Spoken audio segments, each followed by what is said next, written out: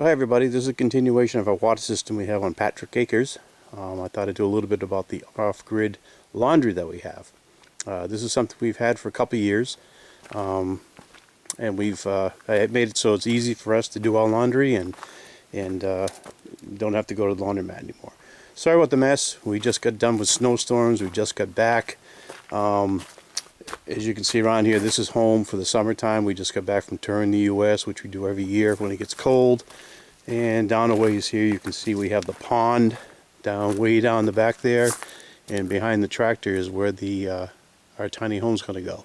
We're working on it right now. The field that you see opening is our septic. Well goes in this year, and we just keep on going. For now, we're getting water from the pond, which I showed in the last video, and it comes up through the by a pump at the pond itself, and it comes up into our tank, which we're low right now because I haven't filled it back up again. But I wanted to show you what our system is to go into the inside of this shed right here where our laundry is. So starting on the outside, we have the tank.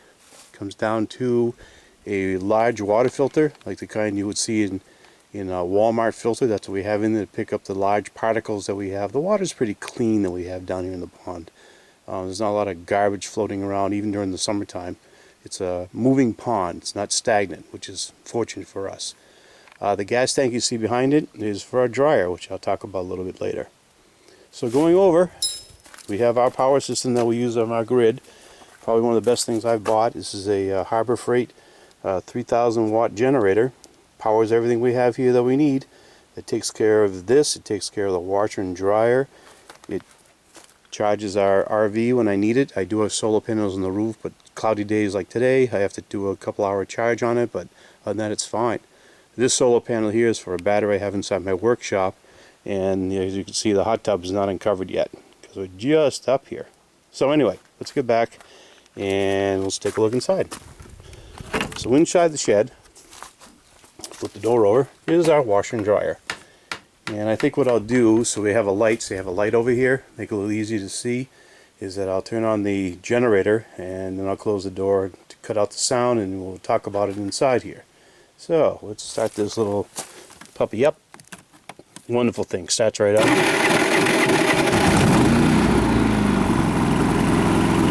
That's as loud as it gets.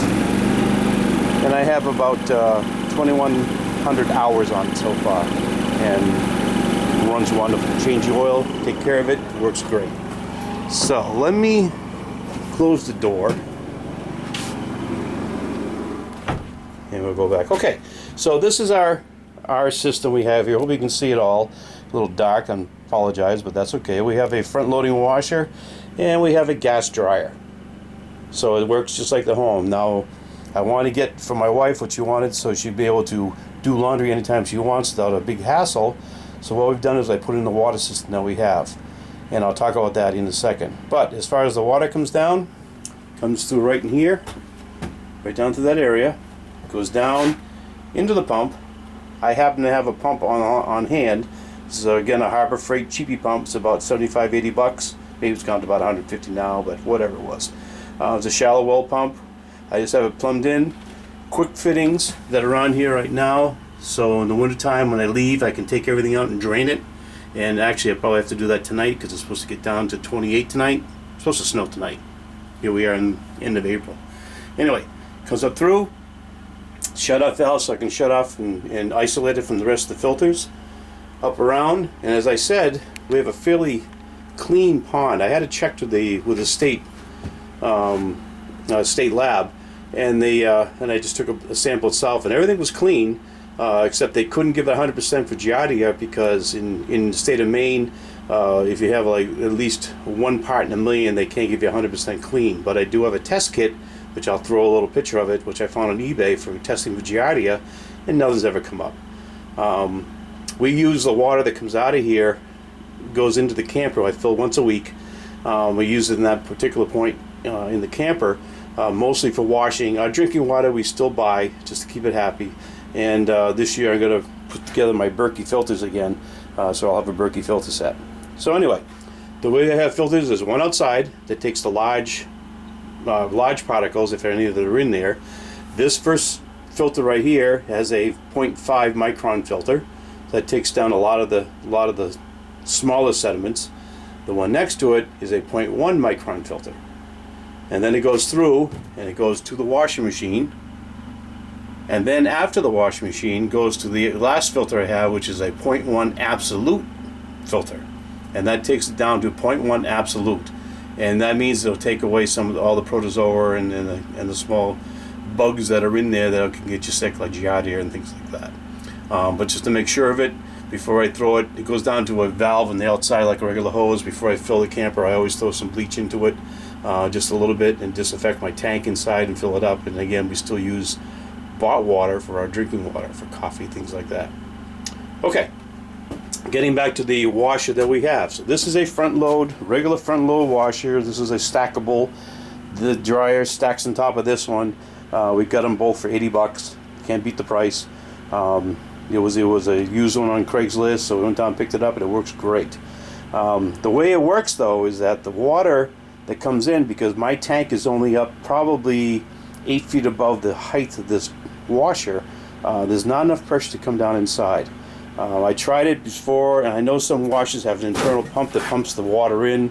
This one just doesn't do it. So it's when it asks for water, it's relying on the water to come through a little tiny hole that's in the fill pipe. Now, not the fill pipe on the outside, which you can see over here, this one right here, not this one, but the one that's on the inside. There's a solenoid, and that's in the back of the washer itself, and that solenoid is what opens up and lets the water come in itself. That's that ping sound that you hear when it goes through. Let me move this bleach bottle out of the way so you can see what I've done. So in order to compensate for that, I have 110 volts off my generator in here. As you can hear, I have a light, I have the washer, I have the dryer, I have the pump, and it's running right now anyhow. So why not utilize what I have already? So I know that the solenoid inside that washer was 110 volts. So what I did was I took and jumped a wire. This wire we have right here comes out of the back of the washer and connects to the solenoid. It's just a zip cord that you use for light cord, and actually it's an extension cord, and I cut it so it's on one side there, and it goes up to this box. Now in this box, if you can see it, let me turn the light a little bit so you can see. There we go. This little guy right here is actually a connector or a contactor for an air conditioner. I got it on Amazon. I'll throw the link inside so you can see it. But it's actually 110 volts in. That's what this cord is right here, coming in from the thing that actuates it. This yellow cord, the yellow wire that's coming down, is my 110 that I've connected the shed to the generator, and I just took it off and just jumped it over in here. So I split some of the wire into here, and then it goes back out again, up through, down through to another plug that I have up top. And then it goes around to my shed and goes down to other cords around. So I just have outlets inside the shed. That's all. But anyway, it takes some of that power. So when the power comes up from this cord, which is the dryer, the washer, the solenoid, when it calls for water, it goes up inside, it connects the contactor, and that trips closes the circuit. And now I get power from my generator, which comes down and goes to this wire, into this outlet, and that outlet is a switched outlet that goes down to my pump. So you can see in the back side, it goes right straight up, it goes up into it, put it up inside, and it plugs right in there. And you'll hear it when I'll start it up so you can hear it itself and how it goes. Okay? So the reason why I did this is that we were running it before with a regular washer running, and my wife would have to come out, or I would have to come out. We'd have to set our watch, come out and say, oh, I think it's about time for the rinse cycle, and come back out and physically plug the pump in. Well, I don't want to do that. And so I did it so it's all automatic now. So when that calls for water, it goes. Okay, so let's see what it does, how it works, okay? So if I take my washer and just go into a phase here, and I'm going to start it. When I pull this out, that starts the cycle. You're going to hear the pump go on. It might be a little loud, I apologize for it, but it's got a funky sound to it. So here we go.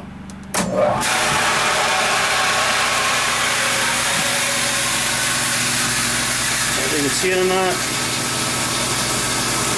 Maybe, maybe not.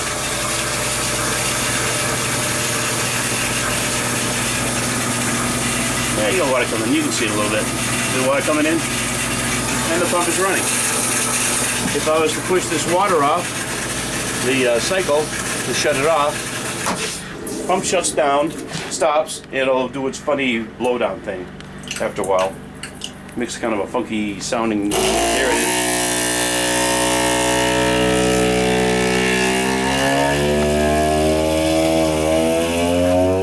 That's the moose call of Maine. It probably wouldn't do that if I had a pressure tank, but there's one on the bottom of the pump right there. But I just let it go. It's fine. So anyway, my water comes in, does its thing, does its cycle, and it's great. All runs through, runs perfectly. This particular washer takes about 25 to 30 gallons of water for a complete heavy-duty wash load that it goes through. It takes about 45 minutes to do. Then once that's done, we have our dryer. And we wanted to have a dryer inside here. Instead of having the 110 volt, we got a gas dryer. Again, same price. We got it together as a set. Works great. Nice little dryer. This one here had a problem with the dryer. The igniter was not working. Igniter was 20 bucks online. Done. And so if I would start this thing and put it on, turn it on, now my dryer's running, and it'll start firing off. You'll hear it fire. And it runs off a gas tank, a little LP tank, and that lasts me most of the summertime. A little 20-pound bottle. If you're going to do something with a gas dryer, my suggestion for me doing it is, here's my line that comes through right there, that comes to the wall. I had to replace that line with a little larger line. So the line that came through in a normal bottle that you find in a big box store or Walmart, places like that. Here, the thing just ignited. So there's my dryer. So I'll just turn that off. So if you have something in the big box store, sometimes it does not let enough gas through, because it's a higher volume gas that these things use. So what I did is, if I can find the link, I'll put it in, but there's a Texas barbecue company in Texas. They sell large barbecues and parts for them, for large grills, for commercial outdoor barbecue grills, and they have a large diameter hose.